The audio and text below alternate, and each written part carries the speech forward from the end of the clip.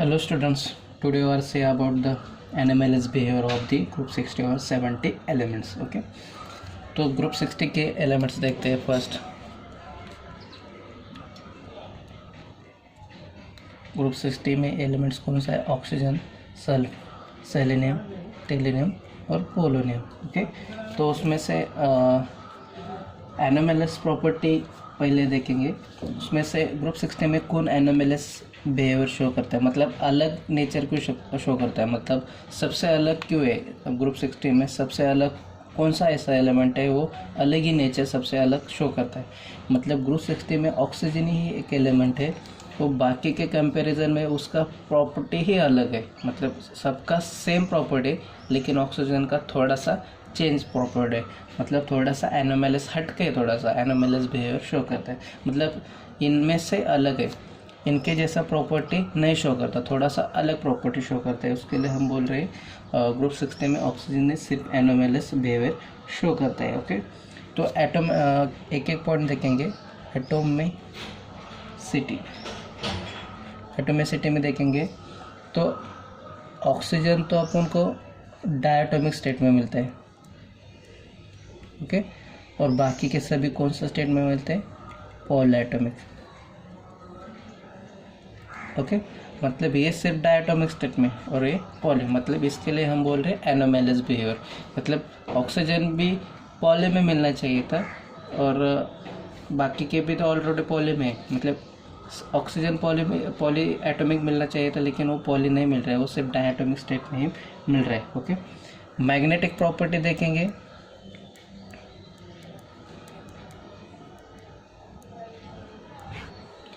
Oxygen diamagnetic, oxygen paramagnetic है. Okay, और बाकी के सभी एलिमेंट्स वो डायमैग्नेटिक है. मतलब इधर मैग्नेटिक प्रॉपर्टी में डिफरेंस शो कर रहा है. मतलब पहले देखो कि एटोमिसिटी में मतलब कौन सा स्टेट में मिलता है. एटॉमिक प्रॉपर्टी के बारे में, एटोमिसिटी में ऑक्सीजन डायटोमिक स्टेट में मिलता है, बाकी के एलिमेंट पॉलीएटॉमिक. लेकिन मैग्नेटिक प्रॉपर्टी में वही डिफरेंस आ रहा है. मतलब ऑक्सीजन बाकी के एलिमेंट से अलग प्रॉपर्टी शो कर रहा है. मैग्नेटिक प्रॉपर्टी में देखेंगे तो वो पैरामैग्नेटिक है, कौन? ऑक्सीजन. और बाकी के एलिमेंट सल्फर, सेलेनियम, टेलिनियम, पोलोनियम में कौन सा स्टेट में मिल रहे हैं? मतलब उसका मैग्नेटिक प्रॉपर्टी कैसे है? डायमैग्नेटिक.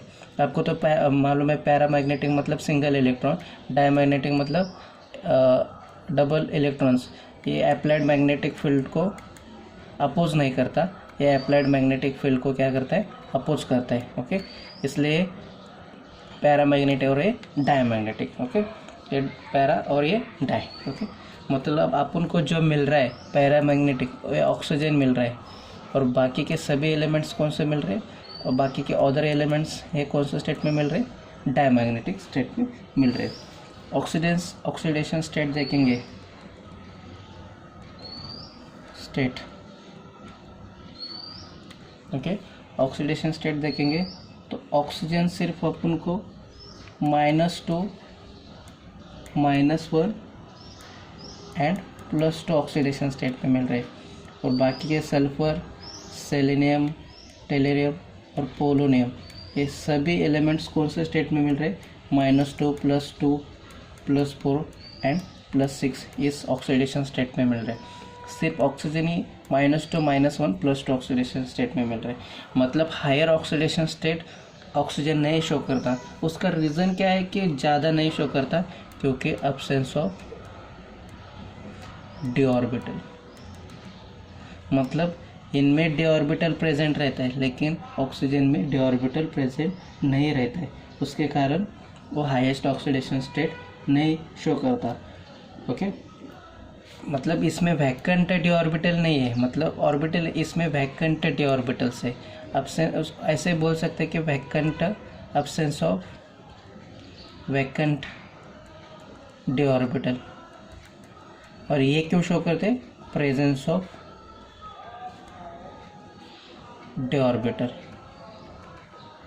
मतलब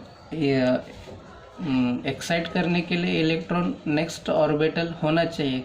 तो next orbital sulphur, selenium, टेलिनियम, polonium में है लेकिन ऑक्सीजन में नेक्स्ट मूव करने के लिए, नेक्स्ट ऑर्बिटल में मूव करने के लिए, मतलब एक्साइटेड स्टेट जाने के लिए, तो वैकेंट ऑर्बिटल नेम, इसलिए इसके कारण ऑक्सीजन में डी ऑर्बिटल नहीं है और बाकी के एलिमेंट में डी ऑर्बिटल है, उसके कारण उसका ऑक्सीडेशन स्टेट कम दिखा रहा है और बाकी के एलिमेंट का ऑक्सीडेशन स्टेट कैसा है, ज़्यादा है। मतलब हायर ऑक्सीडेशन स्टेट ऑक्सीजन नहीं दिखा रहा है, बाकी के एलिमेंट हायर ऑक्सीडेशन स्टेट दिखा रहे हैं। उसका कारण एक ही बताने का कि ऑक्सीजन में absence of vacant D orbital, बाकी के एलिमेंट में वैकेंट डी ऑर्बिटल प्रेजेंट है। ओके, आपको एक क्वेश्चन भी पूछा जाएगा, why oxygen forms only OF2 with fluorine, while sulfur forms SF2। Okay, आपको तो मालूम है कि सल्फर SF6 आपको तो मालूम है, ऑक्सीजन और सल्फर में देखेंगे तो absence of d orbital, okay, बाकी के present of d orbital. Okay, तो इसमें एब्सेंट होने के कारण वो सिर्फ OF2 ही बना रहा है और ये SF6 बना रहा है।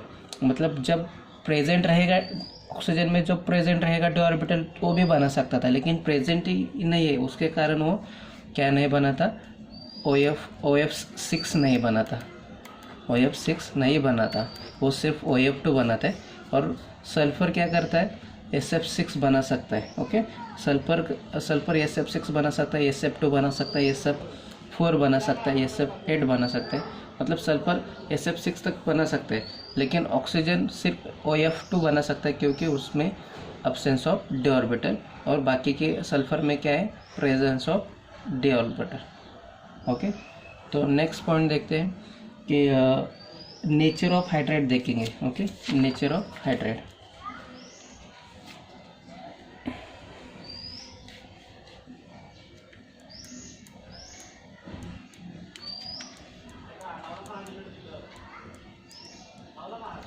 ओके, मतलब नेचर ऑफ हाइड्रेट मतलब oxygen family, oxygen, sulphur, selenium, tellurium और पोलोनियम। मतलब ऑक्सीजन जब हाइड्राइड के साथ रिएक्ट होगा तो क्या फॉर्म करेगा, H2O। ये क्या फॉर्म करेगा, H2S। ये क्या फॉर्म करेगा, H2SE। ये क्या फॉर्म करेगा, H2TE। ये क्या फॉर्म करेगा, PO, H2PO। ओके, तो इसका स्मेल तो मालूम है H2S का, ये तो मालूम है वाटर, ये तो मालूम है रॉटन एग जैसा स्मेल आता है, ये और ये और ये। इसमें से सबसे आपको क्वेश्चन पूछा जाएगा, ये लिक्विड स्टेट में रहता है, आपको तो मालूम है, और बाकी के जो रहते हैं, बाकी के हाइड्रेट जो रहते हैं वो गैस स्टेट में रहते हैं। ओके, ये बाकी के गैस स्टेट में मिलते हैं। ओके, मतलब जो ऑक्सीजन के साथ फॉर्म हुआ है वो सिर्फ लिक्विड स्टेट में, बाकी के गैस स्टेट में। और एक मैं बताना चाहता हूँ कि जब टॉप टू बॉटम जाएंगे तो सबसे एसिडिक कैरेक्टर कौन शो कर सकता है, एसिडिक कैरेक्टर, तो आपको तो मालूम होगा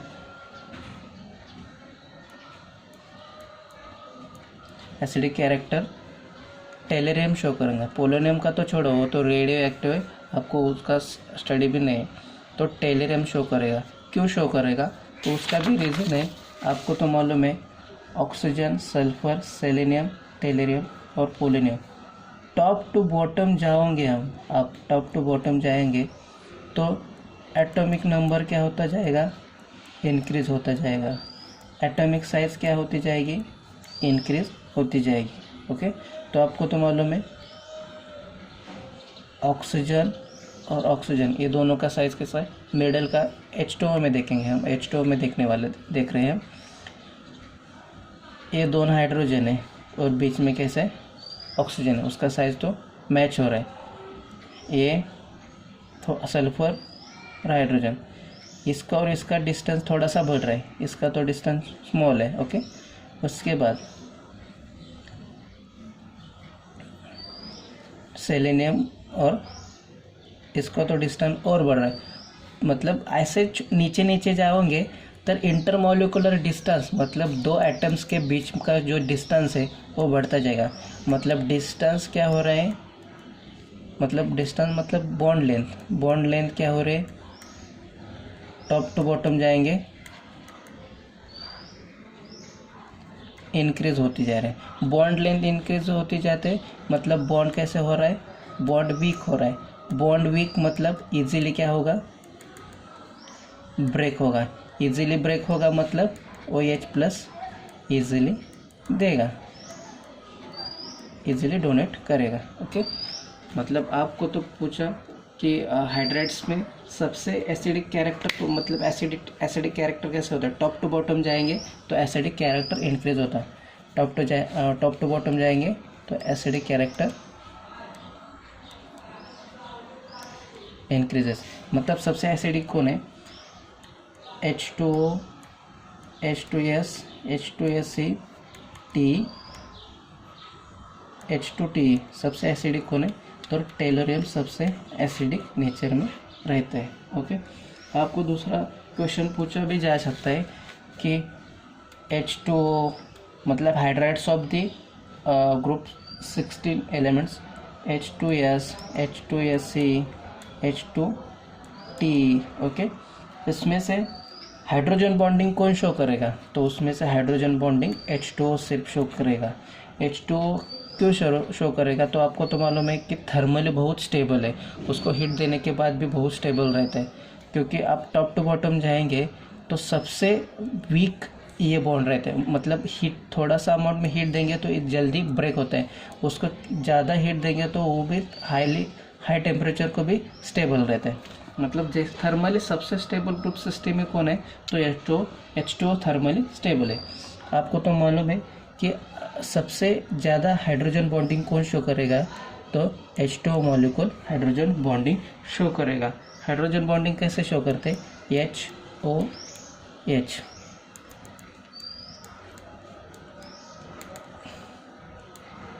ओके, उसके बाद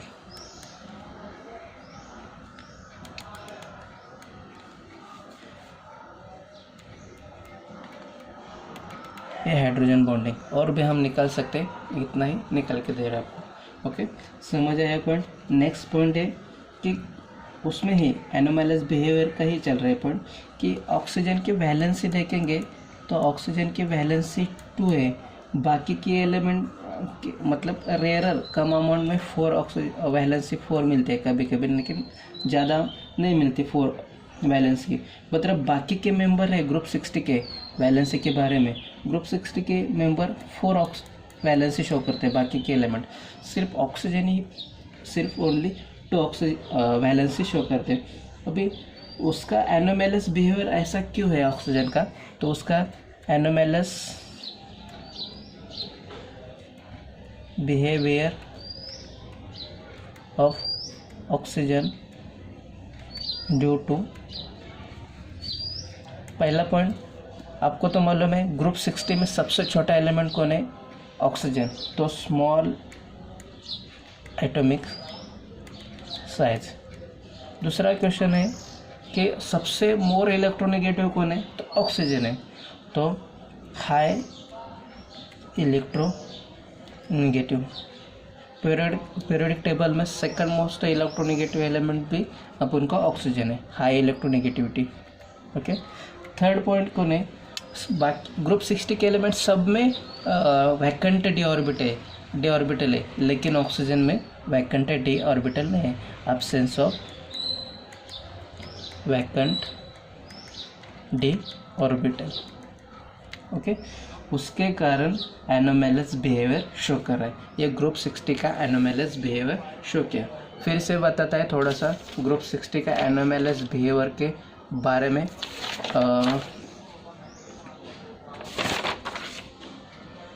ओके, हाँ, फिर से बताते हैं ग्रुप 60 में ऑक्सीजन का एटॉमिक स्टेट देखेंगे तो ऑक्सीजन सिर्फ डायटोमिक स्टेट में मिलता है, बाकी के एलिमेंट्स कौन से स्टेट में मिलते हैं, पॉलीएटॉमिक स्टेट में मिलते हैं। मैग्नेटिक प्रॉपर्टी देखेंगे तो ऑक्सीजन पैरामैग्नेटिक स्टेट में मिलता है, बाकी के एलिमेंट कौन से स्टेट में मिलते हैं, डायमैग्नेटिक स्टेट में मिलते हैं। ओके, ऑक्सीडेशन स्टेट ऑक्सीजन के -2 -1 +2 ऑक्सीडेशन स्टेट है।